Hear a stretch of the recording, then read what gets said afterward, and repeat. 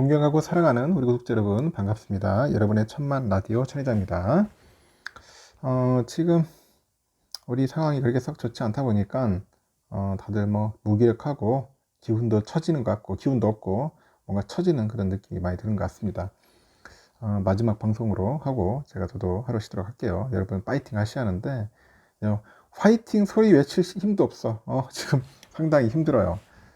힘들다. 뭐 삼성전자 투자만 그런 게 아니라 다른 것도 마찬가지예요. 지금 상당히 안 좋아요. 지금 성장주들도 지금 비실비실되고 그나마 2차전지가 조금 올랐었는데 꺾이기 시작하는 것 같아. 이제 꺾이기 시작합니다. 이제 금융주들 그동안 신나게 올랐지만 금융주 꺾이기 시작해요. 꺾이기 시작하고 있고 하여튼 썩 좋지 않습니다. 분위기가 예사롭지 않다. 그렇게 보셔야 할 것 같아요. 제가 여러분들 겁주려고 하는 게 아니라 지금 그래요. 상황이 별로 썩 좋지가 않다는 겁니다. 그 이야기를 꼭 드리고 싶었고 지금 외국인들 막 대거 팔자야. 대거 팔자에 이제 금융주도 일자리 급락세고 삼성전자도 지금 보니까 썩 좋지 않네요. 보니까 삼성전자도 썩 좋지 않다. 오만전자가 뭐냐 지금 오만전자. 징글징글하다. 징글징글해요. 하여튼 지금 보니까 미국의 금융주, 은행주 이 쇼크 때문에 지금 국내 증시도 이제 파랗게 질렸어요. 오늘 파랗게 질렸고 또 원달러 환율이 이제 급등을 합니다. 급등을 하고 또 외국인들이 대거 팔자에 나섰습니다. 일단 팔자. 얘들은 뭐 픽하면 팔아버려요. 분위기가 좋지 않다면은 최근 정부의 강력한 이자율 인하 압박, 여기에 이제 약세를 보였던 금융주, 이자율 인하 좀 인하 좀 했어야지 처음부터. 너무 올려가지고 서민들 힘든데. 하여튼 인하율 압박에 약세를 보였는데 또 금융주가 직격탄 맞습니다. 여기 코스피보다 최근 오름폭이 컸던 그 코스닥, 이 코스닥이 이제 800선을 내주는 것 같아요. 그래가지고 2% 넘게 이제 떨어졌다는 겁니다. 한국거래소에 보니까 국내 금융주는 일제히 하락을 했는데 우리 금융지주 한 마이너스 2.4%를 비롯해서 KB금융 1.97, 신한지주죠. 마이너스 1.65, 하나금융지주 마이너스 1.29. 하여튼 4대 금융지주의 주가가 모두 빠졌다. 모두 빠졌다. 그렇게 보시면 돼요. 이 4대 금융지주가 최근 한 달간 11% 이상 가격이 떨어졌어요. 계속 빠지더라고요. 보니까 11% 이상 가격이 떨어졌고 지난해 말이죠. 지난해 말 보니까 그 배당 확대 기대감, 이 배당 확대 기대감에 그 유입된 그 외국인들의 그 투자금이 뭔가 빠져나가고 있다. 그런 분석도 있어요. 지금 보니까 빠져나가고 있다. 정부가 연일 대출금리를 낮추라고 하죠. 대출금리를 낮추라고 하는데 그런 압박하는 것도 상당히 좀 부담일 거야. 지금 주가를 뭔가 짓누르는 것 같아. 계속 짓누른다. 여기 엎친 데 격친 격으로 또 전날 밤에 그 미국에서 SVB죠. 이 파이낸셜 악재, 참 실리콘밸리 은행 아주 골 때렸어요. 이게 터져버리니까 전망도 어둡다. 제가 전 시간 얘기했으니까 한번 들어보세요.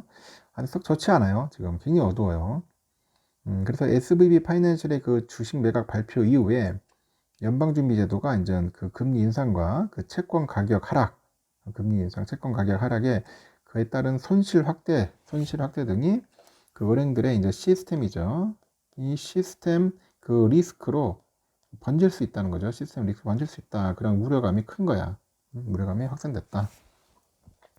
금융주뿐 아니야. 지금 코스피 시총 상위 종목 대부분이 하락을 합니다. 삼성전자가 두 달 만에 5만 원대로 주저앉아.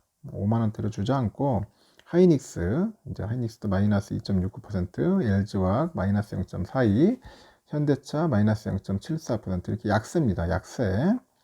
경기도나 우려 때문에 성장주로 분류되는 게임주 NC소프트 마이너스 2.22, 크래프톤 마이너스 2.47, 하여튼 소비재주인 아모레 퍼시픽도 마이너스 4.7%, LG생건 마이너스 2.43% 이렇게 낙폭이 크더라. 최근에 한 달간 급등했던 코스닥은 더 많이 하락을 합니다. 더 많이 하락을 했고 이 코스닥 대장주 보니까 에코프로비엠이죠. 마이너스 5.56%, 에코프로 마이너스 5.56, 5.66 거의 막 5%다 빠졌어요. 쭉쭉 빠지더라고.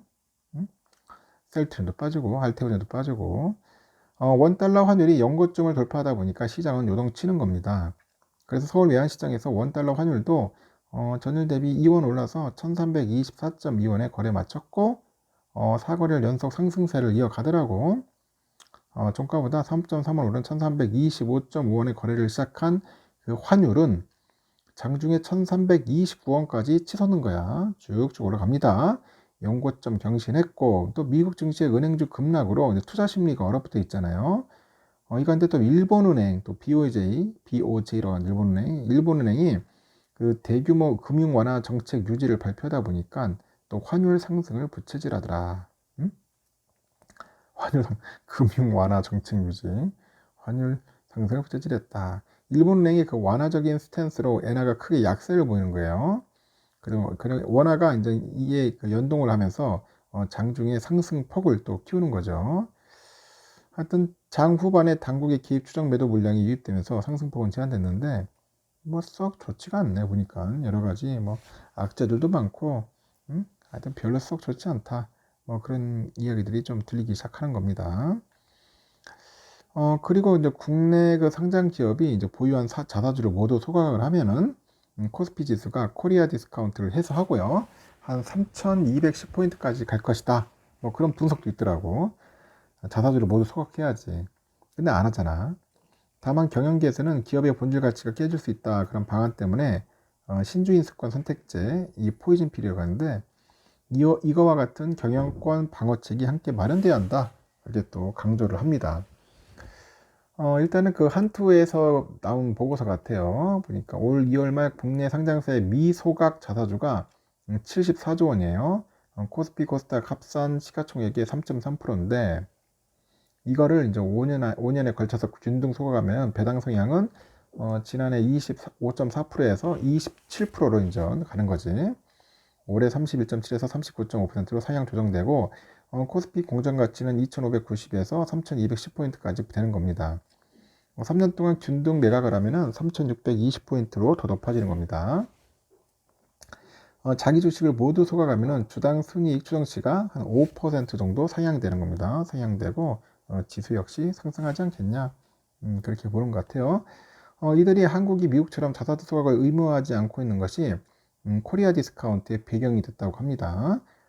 한투에서도 국내 상장세 지난해 자사주 소각 공시는 63건이야. 63건에 불과하다. 63건인데 2018년 이후로 이제 자사주 처분의 그 공시 목적을 보면은 다른 법인 주식 양수대금 지급 등 주주가치 제고하는 거리가 먼 곳에 활용이 되는 겁니다. 또 주식을 장내에서 처분해서 다시 유통시장으로 뭐 유입됐을 가능성도 있다고 이제 분석을 하는 거죠.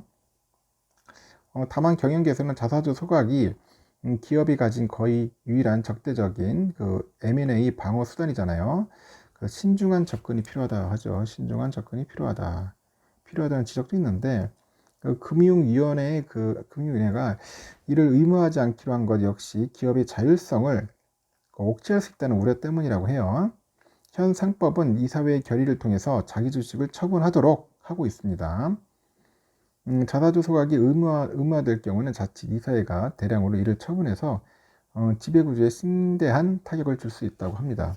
또 상장 법인에 대해서 자기 주식 처분을 제한하는 것이 또 형평성에 어긋난다고 지적도 하고 있고 법무부 역시 자기 주식 처분 방법을 제한하는 행위는 과잉 입법의 소지가 있다는 그런 입장도 있어요. 그래서 상법과의 정합성 등도 고려해야 하지 않냐 뭐 그런 이야기도 있는 것 같습니다. 뭐 함부로 할 수는 없겠죠. 자사주 소각이 의무화되려면은 적대적인 M&A의 그 방어 수단인 포이즌 필 제도 도입에 대해서도 논의가 있어야 할 것 같아요. 포이즌 필.